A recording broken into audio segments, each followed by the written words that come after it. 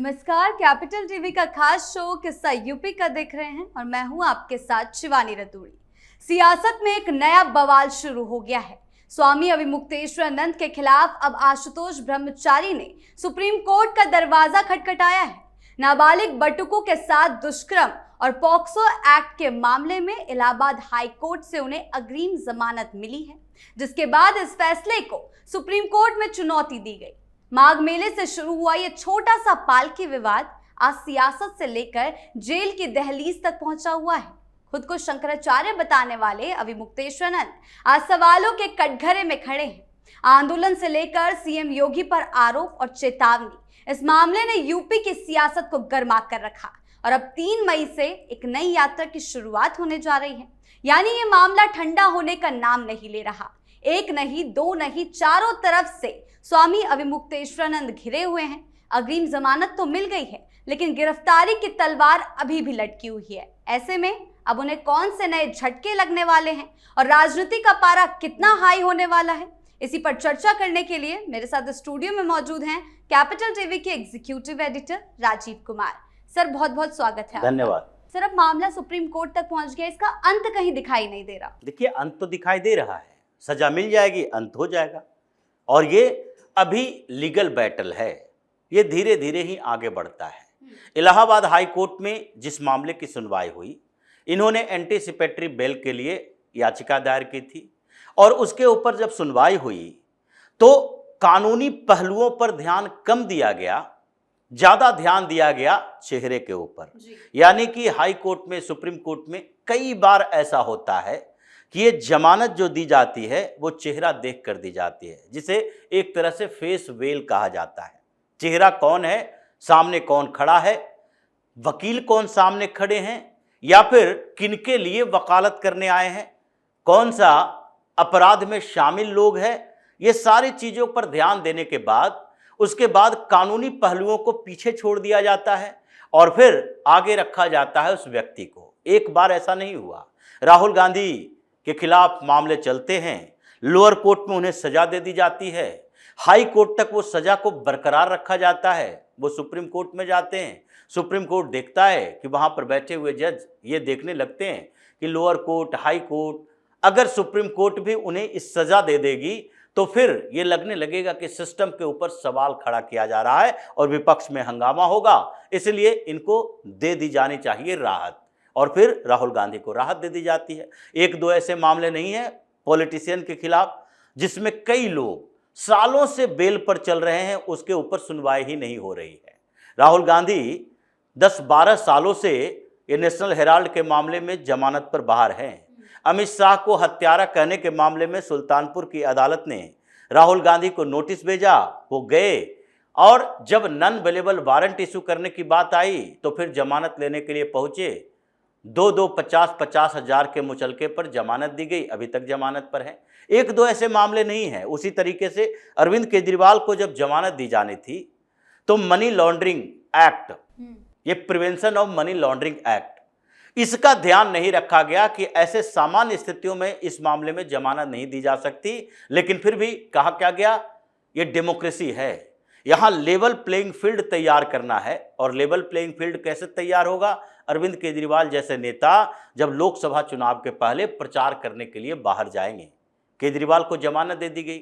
ये ऐसे एक दो उदाहरण नहीं है जब चेहरा सामने दिखाई पड़ता है और उसके बाद जज साहब को लगता है कि नहीं नहीं, इसके ऊपर विश्वास किया जा सकता है, ये बाहर भागेगा नहीं।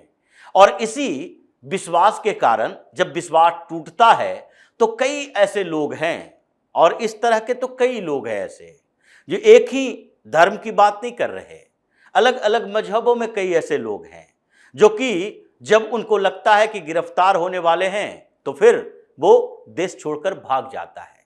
ये पंजाब का एक पास्टर जो कन्वर्जन का रैकेट चलाता था, उसे लगने लगा गिरफ्तार होने वाले हैं, भाग गया नेपाल के रास्ते।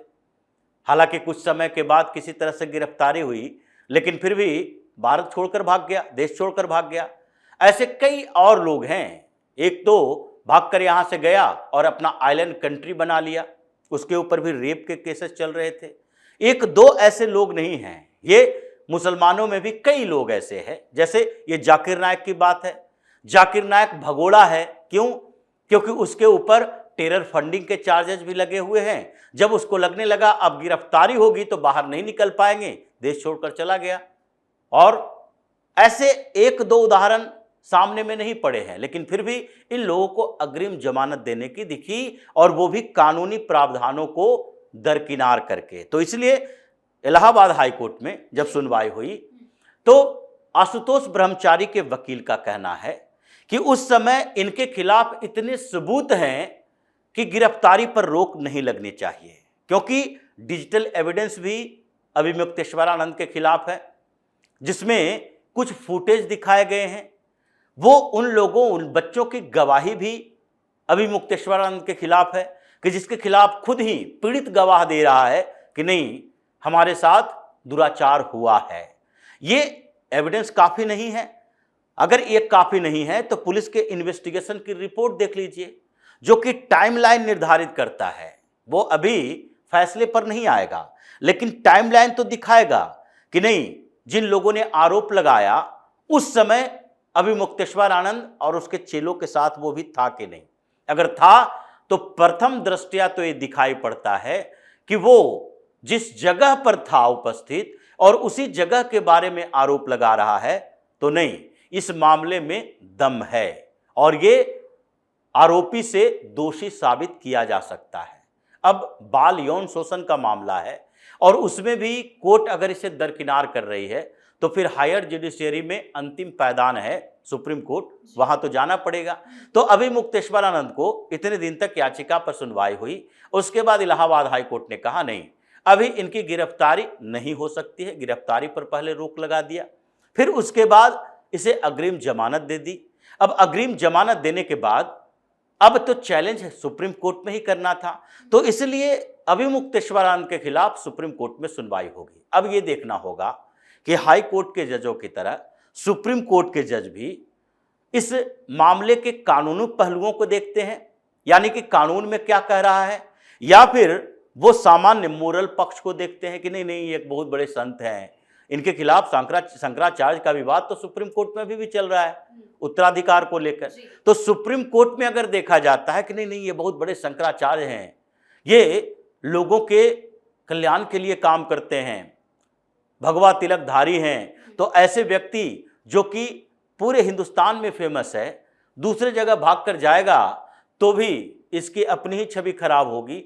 अगर उनके दिमाग में एक कन्फ्यूजन रहा तो अग्रिम जमानत को मंजूर कर देंगे। लेकिन अगर कानूनी पहलुओं को देखा जाएगा तो इस तरह से पॉक्सो एक्ट के अंदर जो कि ऐसा व्यक्ति है, जो व्यक्ति प्रभावशाली है, जो पॉलिटिकल पावर भी रखता है, जिसके पीछे बैकअप है उन पॉलिटिकल लीडर्स का जो कि अभी यूपी के सियासत में दखल रखते हैं, यानी अखिलेश यादव इनके साथ खड़े हैं, राहुल गांधी इनके साथ खड़े हैं। सर आखिर लेकिन इतना क्यों? अखिलेश तो सीधा कह रहे हैं कि जिनका सम्मान होना चाहिए उन्हें समन भेजा जा रहा है। देखिए, अखिलेश यादव खड़े हैं इनके साथ, ये लीगल पहलू की बात है। अखिलेश यादव समन की बात करके यही साबित कर रहे हैं कि हम इनके साथ खड़े हैं। जब लीगल मामले चलते हैं तो इन पॉलिटिकल नेताओं के बयानों की बात नहीं होती। बयानों से पहले यह देखा जाता है कि इनके बयान किस दिशा में जा रहे हैं। तो वहां पर एविडेंस इस बात के लिए भी सुप्रीम कोर्ट में इन लोगों ने दिया है कि नहीं, ये ऐसे व्यक्ति हैं जो गवाहों को प्रभावित कर सकते हैं। कल होके जिन पीड़ित लोगों ने, बच्चों ने इनके ऊपर आरोप लगाए हैं, उन लोगों के ऊपर दबाव डालने के लिए अखिलेश यादव, राहुल गांधी जैसे लोग, या फिर शंकराचार्य अब खुद भी एक बड़ी पावरफुल पद है और पावरफुल व्यक्ति हैं, जो सीएम के खिलाफ आंदोलन कर सकते हैं, सीएम को चैलेंज कर सकते हैं, वो तो पावरफुल व्यक्ति ही हैं। तो ऐसे में ये पावरफुल व्यक्ति अपने सारे लोगों का इस्तेमाल करके दबाव बनाना शुरू कर दे और फिर बाहर रहेगा तो इसका बार्गेनिंग पावर ज़्यादा रहेगा।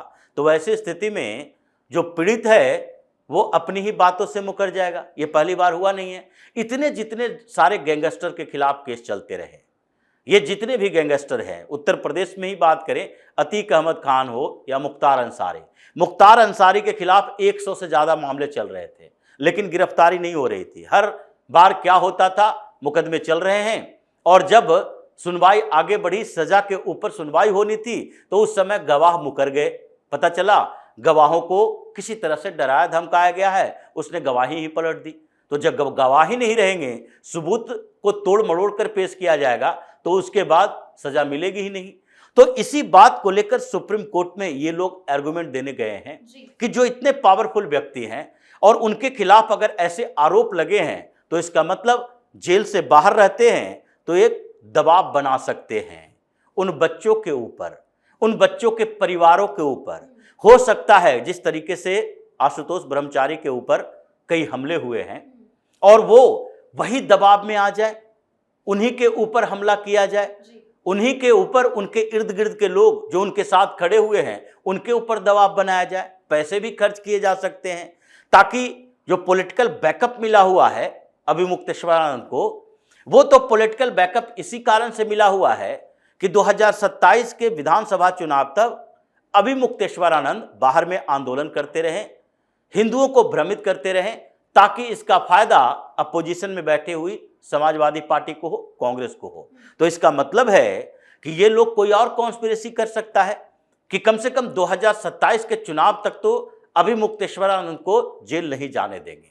और इसके लिए जो तरीके अपनाने हो, जैसे अंतरिम जमानत की बात हुई, सुप्रीम कोर्ट में सेटिंग की बात हुई, हो सकता है कि अभिमुक्तेश्वरानंद के लिए वहां पर KTS तुलसी जैसे, मेनका गुरुस्वामी जैसे, श्याम दीवान जैसे, कपिल सिब्बल जैसे, ये अभिषेक मनु सिंघवी जैसे बड़े वकील आ जाए और वो किसी तरीके से कोशिश करे कि नहीं, इनको तो एंटीसिपेटरी बेल पर बाहर ही रहना है, आंदोलन करते रहे।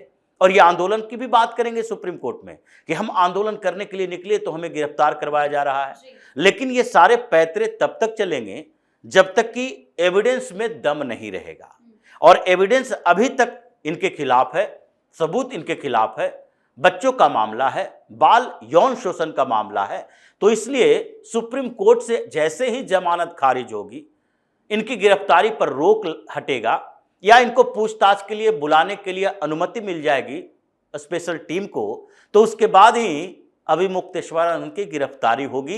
ये गिरफ्तारी से बच नहीं सकते, जो इन्होंने किया है उसकी सजा तो इन्हें मिलकर रहेगी। जी सर, बहुत बहुत धन्यवाद आपका इन तमाम जानकारी। धन्यवाद। कुल मिलाकर स्वामी अभिमुक्तेश्वरानंद से जुड़ा ये मामला अब सिर्फ एक विवाद नहीं रहा, बल्कि कानूनी और राजनीतिक लड़ाई बन चुका है। सुप्रीम कोर्ट में चुनौती और लगातार लग रहे आरोप, इन सब ने इस मामले को और पेचीदा कर दिया है और इसके चलते ये लगातार राजनीति के केंद्र में भी बना हुआ है। तो फिलहाल इस खास शो में इतना ही। आपकी इस बारे में क्या राय है, हमें कमेंट सेक्शन में जरूर बताएं। वीडियो को लाइक करें, शेयर करें और चैनल को सब्सक्राइब करना ना भूलें। धन्यवाद।